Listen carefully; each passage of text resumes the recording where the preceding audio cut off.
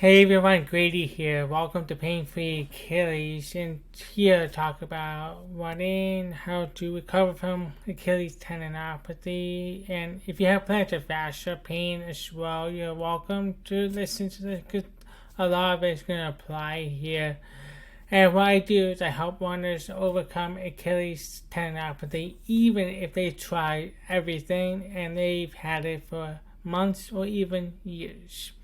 And if you like the channel, subscribe and click on the bell so that you'll be notified of any future videos in the future.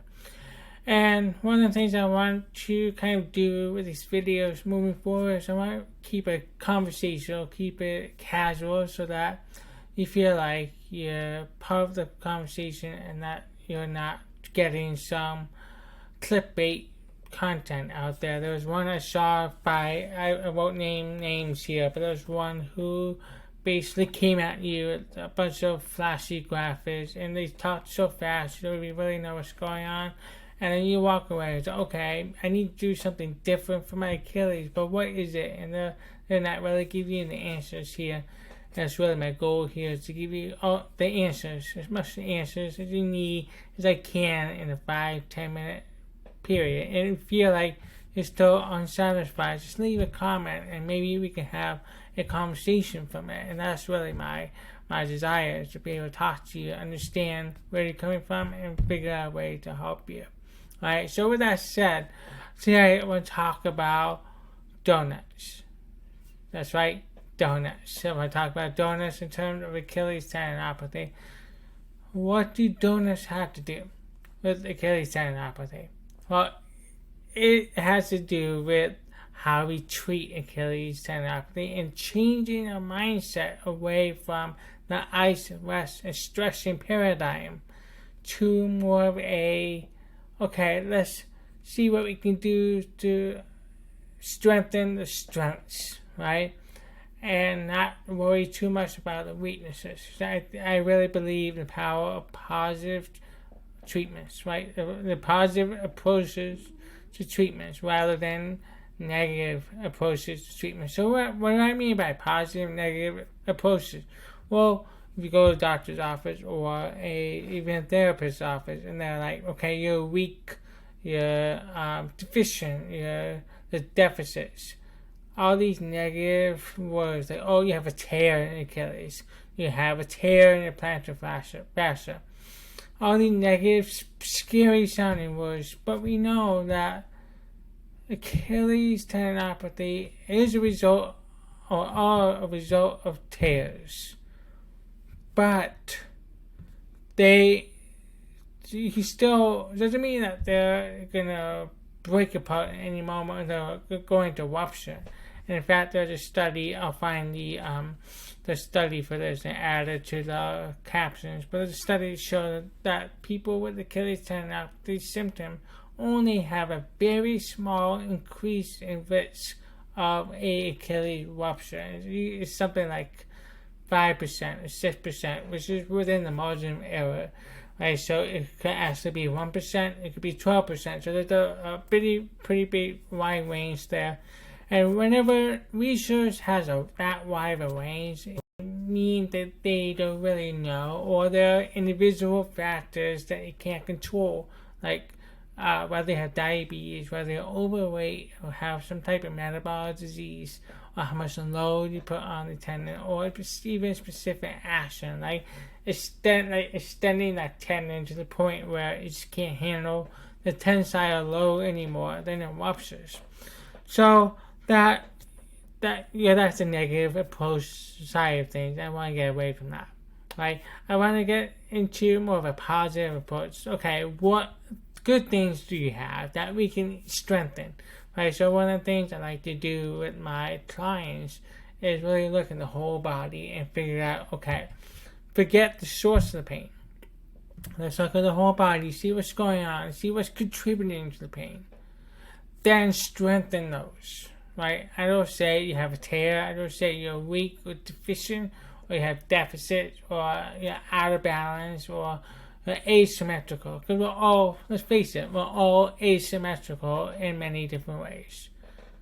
what I want to know is how can we treat the donut, right? The good stuff.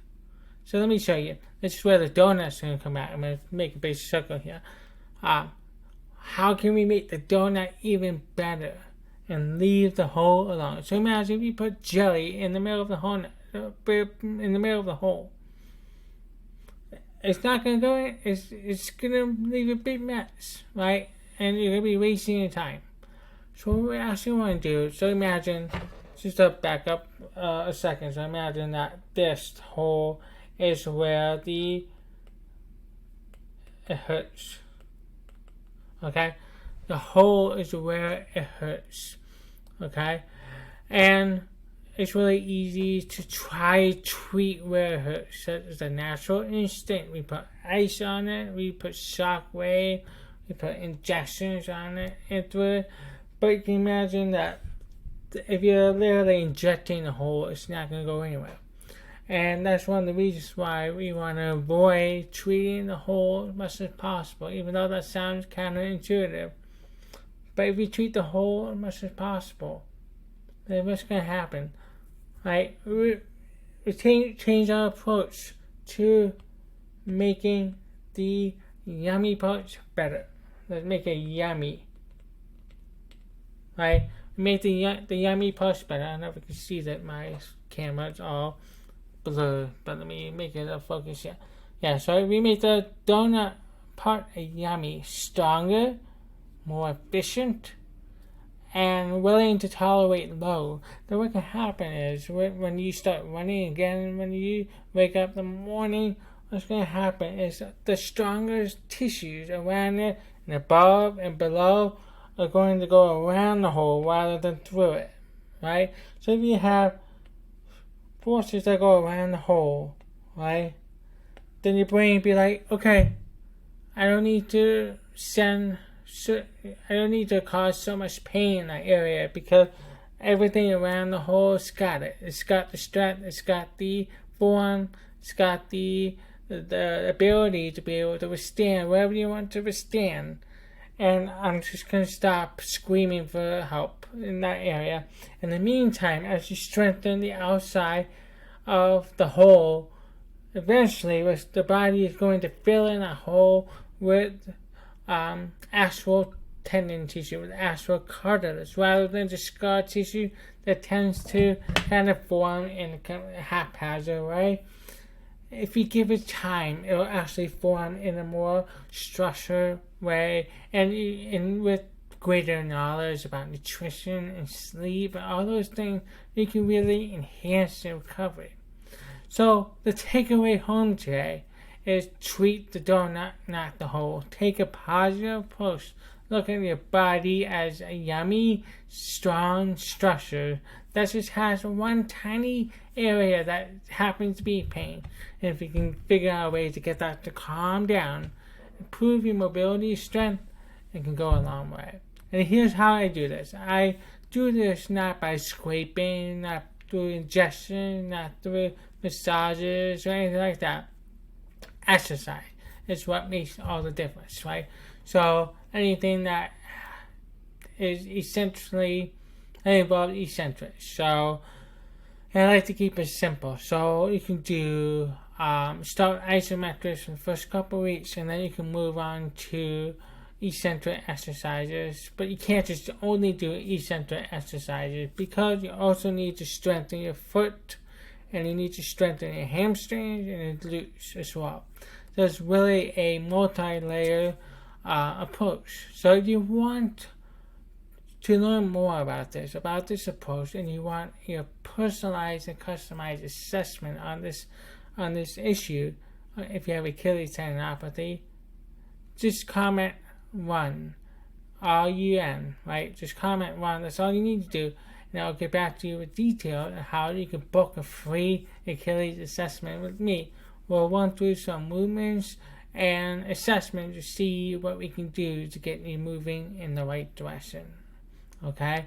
I hope this helps. Again, treat the donut and not the hole. And I guess now I'm hungry for some donuts.